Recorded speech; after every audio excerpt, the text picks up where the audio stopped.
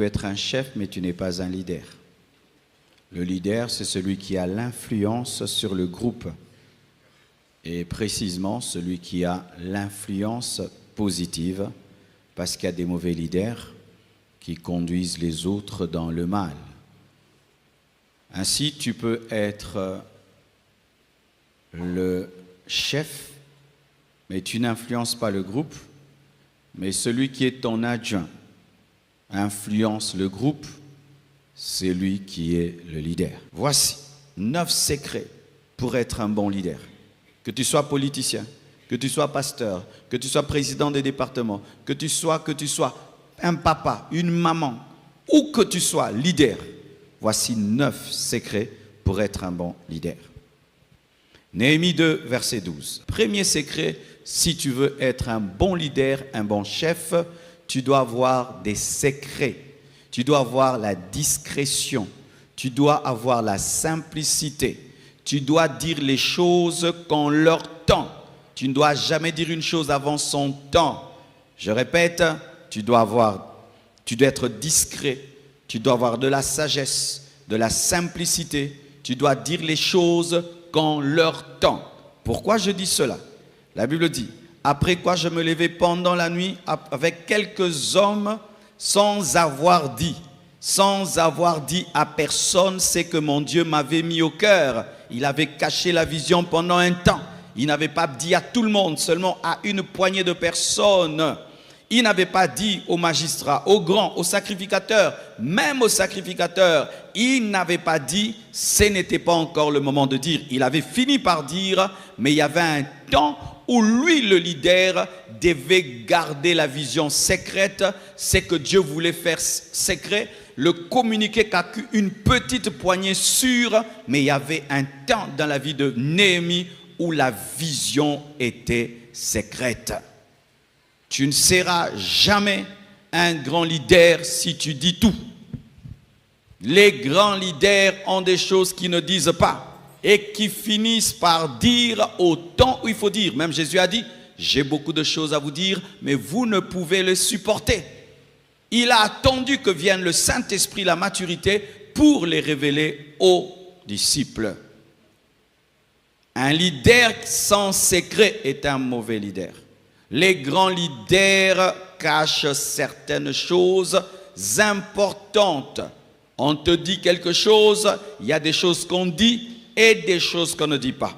Il y a des choses que Dieu te révèle que tu peux dire et d'autres tu ne dis pas. Il y a des choses que Dieu va faire, tu peux dire, mais d'autres tu ne dis pas. Ou il peut te dire, tu vas le dire dans 5 ans, dans 10 ans. Mais si tu veux être un bon père, une bonne mère, un bon chef, un bon ministre, un bon président, un bon pasteur, un bon leader, tu dois apprendre à être sage, à être discret, à avoir des secrets et à ne dire les choses que lorsque tu dois le dire, et tu dois opérer dans la simplicité de la discrétion.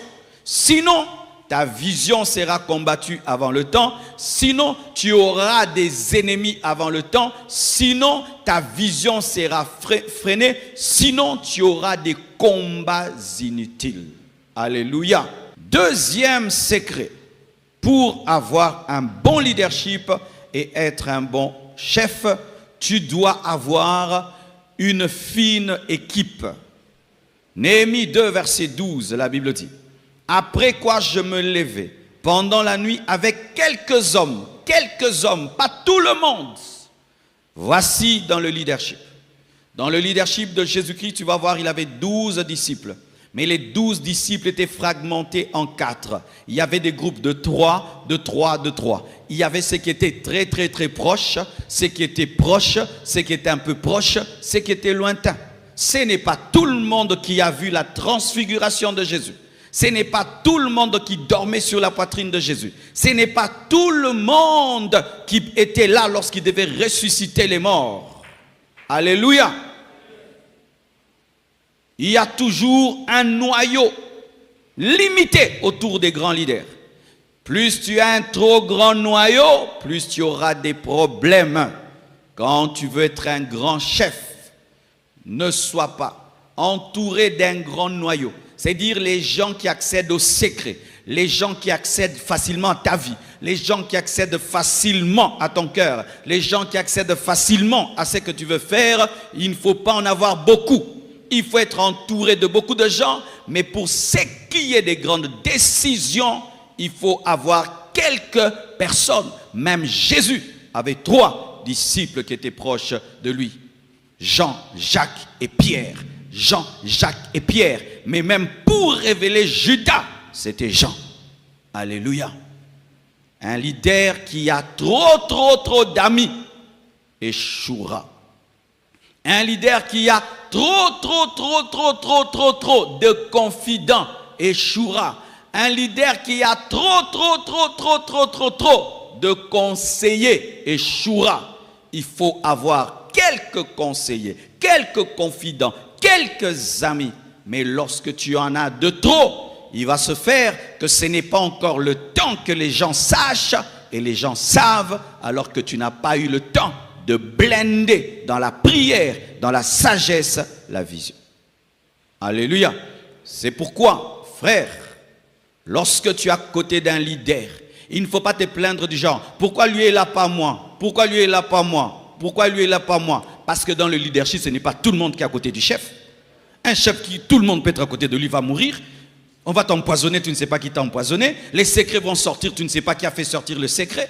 Mais si tu sais que moi, les secrets, je ne dis qu'à 3 personnes et ça sort. Je sais que je convoque 3 personnes. Venez, j'ai dit ça qu'à vous 3. Comment c'est sorti? C'est entre vous 3. Mais si tu dis au monde entier, comment tu sauras qui a fait sortir?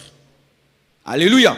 Lorsque tu es à côté d'un leader, ne te plains pas qu'il y ait des gens très proches de lui. Perce pour être près de lui. Parce qu'eux ne sont pas nés près de lui. Troisièmement, un autre secret du leadership. Néhémie 2, verset 13. La Bible dit, un leader, qu'est-ce qu'il fait? Il inspecte les problèmes. Avant de prêcher ici, mes frères, je viens du chantier. Je suis passé partout. Je suis entré même dans les toilettes. Je suis allé. Pourquoi? Parce que les gens viendront prier ici et ils iront dans les toilettes. Et je me suis mis à la place de ceux qui iront dans les toilettes et j'ai dit non, cette toilette est petite. Comment vous pouvez faire une toilette si petite comme ça, comme si tout le monde est Miss? C'est parce que j'ai inspecté que je me suis rendu compte que la taille de la toilette est très petite. Et j'ai pu remarquer qu'on n'a pas prévu les personnes grasses et costauds et que si on mettait un lavabo là, dans une toilette pareille, eh bien les personnes ne vont pas entrer comme ça, elles vont entrer comme... Pourquoi j'ai pu voir? Parce que j'y ai mis mes pieds. Tu ne dirigeras jamais bien si tu es un théoricien qui ne descend jamais sur terrain pour voir les problèmes. Alléluia. Tu dois descendre sur terrain. Aller dans les toilettes et savoir que ça sent mauvais, qu'il y a une toilette qui est bouchée, même si tu es chef, tu dois descendre en bas. Même si tu délègues le pouvoir, tu dois avoir le temps de descendre en bas. C'était les chansons du roi. Mais il quitte, il va vérifier la muraille. Alors qu'il n'est pas architecte, il n'est pas bâtisseur, c'est un échanson du roi. Considère les problèmes. Observe-le, inspecte-le, étudie-le, va sur le terrain, cherche à connaître le problème, car si tu ne connais pas le problème, tu n'auras pas la solution. On a la solution lorsqu'on connaît le problème. Et des fois, le fait de ne pas descendre sur terrain fera quoi? Tu penses que c'est un petit problème alors que c'est un grand problème, et des fois tu penses que c'est un grand problème alors que c'est un petit problème. C'est l'un même des problèmes de l'Afrique. Oh, Mokonzi, il y a ça, ok. Oh, chef, il y a ça, ok. Mais quand tu ne descends pas sur terrain, lorsque tu ne peux pas toi-même tâter les problèmes, eh bien, tu auras des faux rapports. C'est quand on voyait quelqu'un qui descend, là où il y a la guerre, il n'est pas militaire, il prend son avion, il va au front, alors que sa vie est en danger, pour se rendre compte de ce qui se passe, parce que des fois on peut te dire qu'on a la victoire alors qu'on est en train de perdre. Néhémie est allé. Il a inspecté la muraille et il s'est rendu compte qu'elle était vraiment détruite, qu'il y avait un grand travail. Ainsi, il pouvait intérioriser que je dois bosser dur. Parce que si tu n'as pas la vraie connaissance du problème, tu vas croire que c'est facile alors que c'est difficile. Tu vas croire que tu vas le faire en un mois alors que tu vas le faire pendant toute une année. 4. Néhémie 12, verset 13 toujours. Un leader réfléchit. Si tu n'as pas de bureau, trouve-toi un endroit pour réfléchir. Mes frères, vous ne serez jamais des grands hommes si vous ne réfléchissez pas. Aujourd'hui, les gens ne réfléchissent plus beaucoup. Nos cerveaux sont captivés par les écrans. Nos cerveaux sont captivés par les blagues de TikTok, les blagues à gauche, à droite, des nouvelles, plein de nouvelles. Tu te réveilles là, si tu n'as pas le contrôle de ton téléphone, tu auras même 1000 nouvelles qui n'ont rien à voir avec ta vie. Et ce qui fait aucune concentration sur ta vie. Combien d'heures tu passes en train de réfléchir sur ta vie?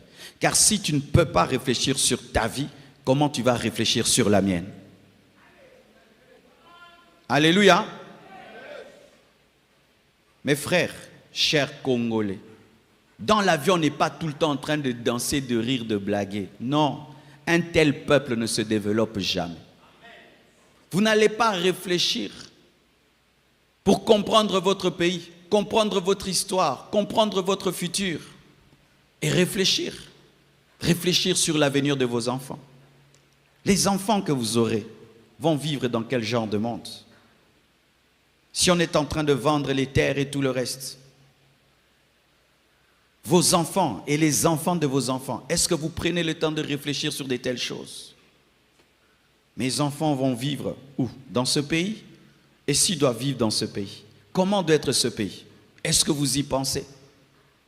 Nous envoyons des vidéos de blagues, on s'envoie des vidéos de blagues, on rigole, on rigole, on rigole. La journée passe, tu n'as même pas réfléchi sur ta vie.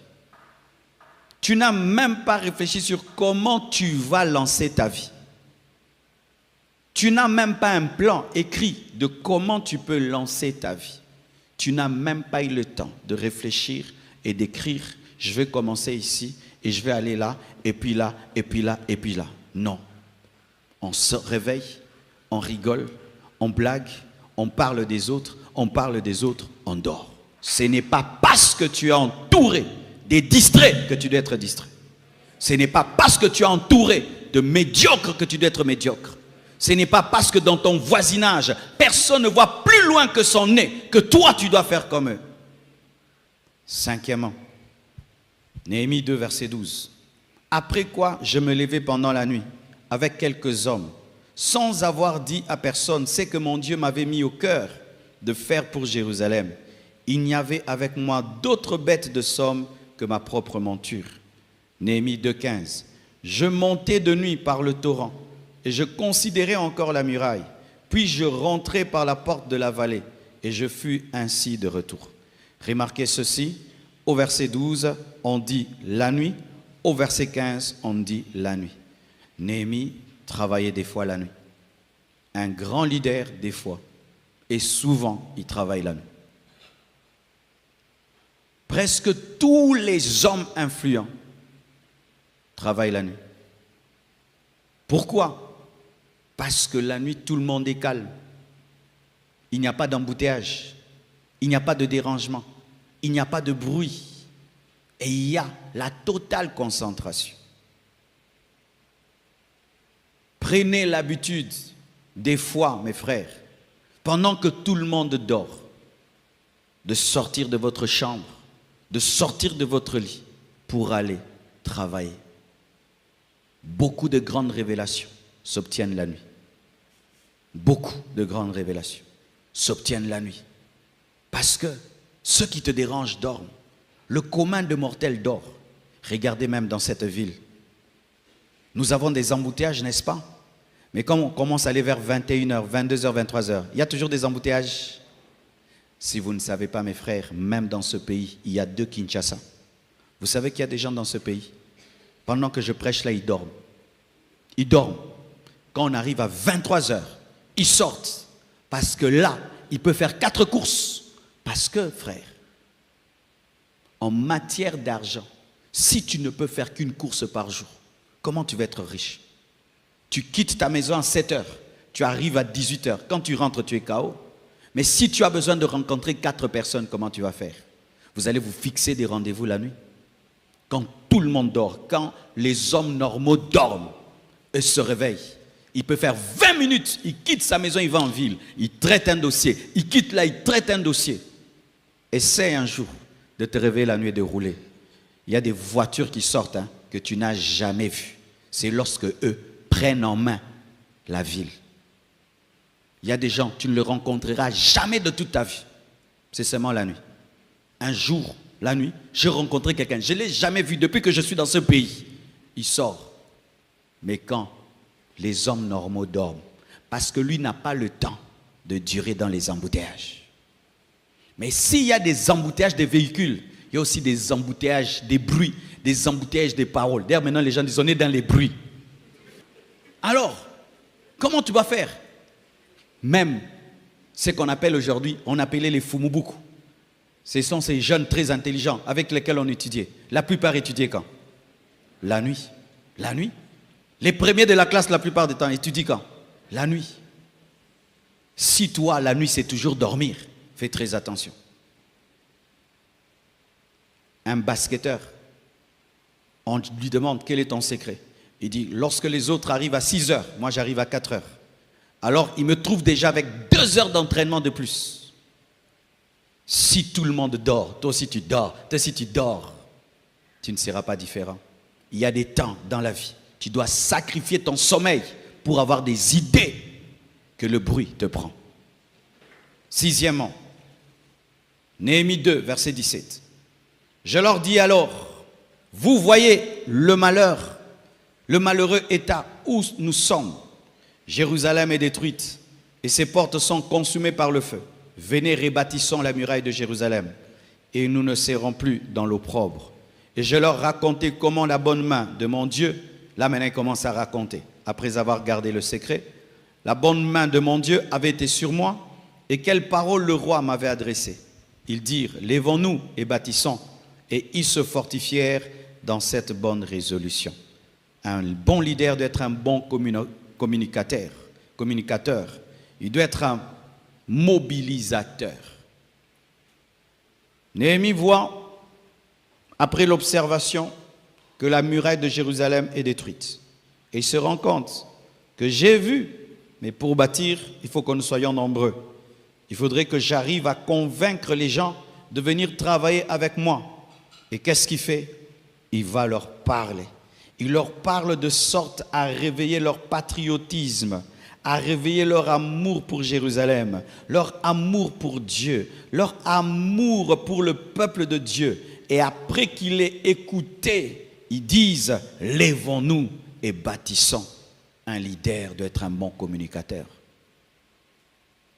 Même pour diriger la chorale, si tu ne sais pas parler, tu vas dire que chacun porte l'uniforme. Tu n'as pas précisé l'uniforme. Celui-ci vient en rouge, en bleu. Mais tu dois dire chacun vient en uniforme noir, blanc.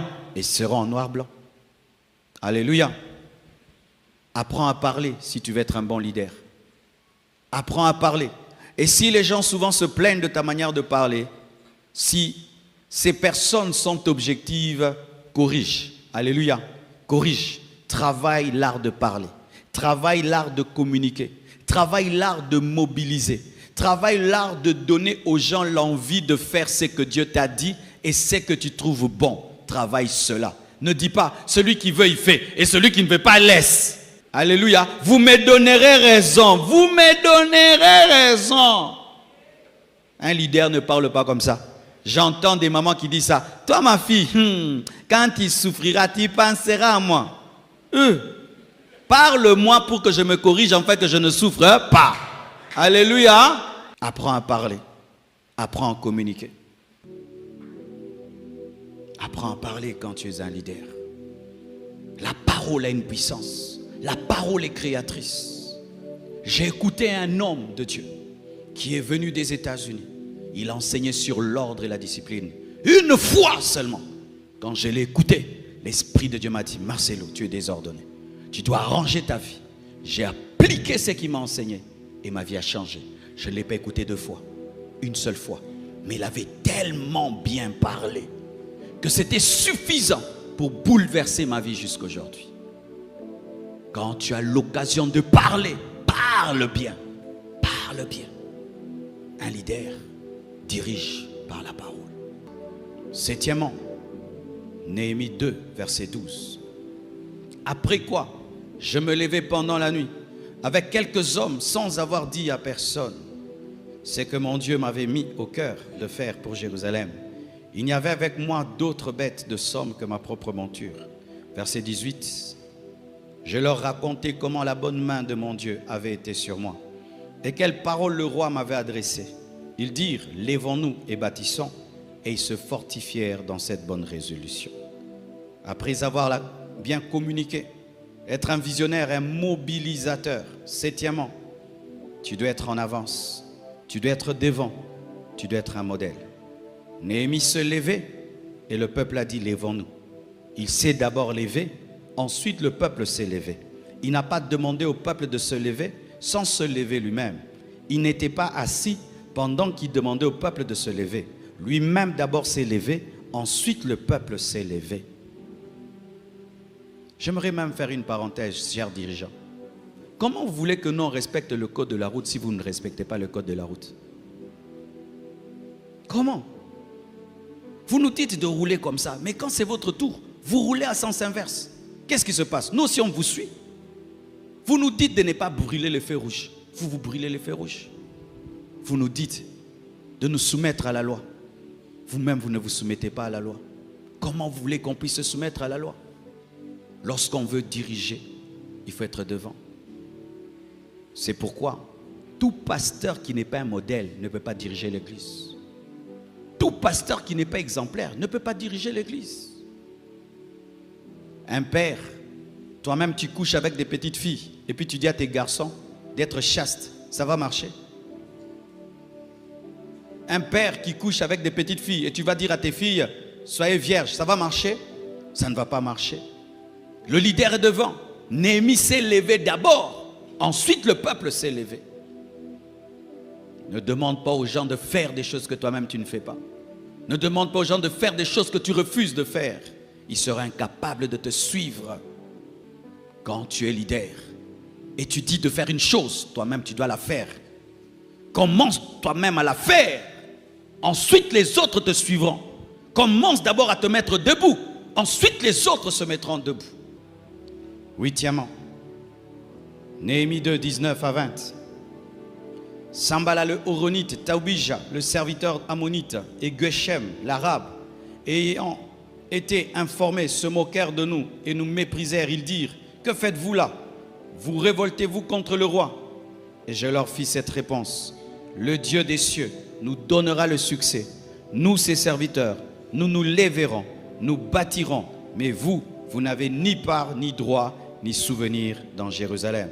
Un bon leader sait marcher et avancer malgré les oppositions. Et il sait répondre à ceux qui le découragent et aux détracteurs. Dans l'influence, tu auras toujours Sambala. Tu auras toujours Tobija. Tu auras toujours des combats. Et un leader se prépare toujours à des combats. Le leader qui ne se prépare pas au combat est un enfant. Car tout leadership a une opposition. Alléluia. Tout leadership a une opposition. Et c'est normal d'avoir des opposants. Alléluia. Ne tuez pas vos opposants, mais avancez malgré eux. Je répète, ne tuez pas vos opposants, mais malgré leur présence, avance. Construis la muraille même si Sambala et Tobija te découragent. Avance même si les gens sont contre toi. Et démontre que tu es meilleur par le travail. Démontre que tu es meilleur par le travail. C'est la muraille construite qui fera la différence. Je répète, c'est la muraille construite qui fera la différence. Lorsque les gens te combattent, ne perds pas ton temps à les écouter, mais toi bosse. Mais toi bosse. Et toi bosse encore et bosse encore. Et avec le temps, ils se rendront compte par tes résultats et par tes fruits que c'est toi que Dieu a établi. Ne perds pas ton temps à écouter ceux qui te découragent, mais leur découragement doit être transformé en motivation afin que tu puisses travailler davantage. Plus on fouette un cheval, plus il court rapidement. Et plus on décourage un leader, plus il travaille. Plus on fouette un cheval, plus il augmente la vitesse. Et plus on s'oppose à un véritable leader, plus il est concentré, plus il bosse.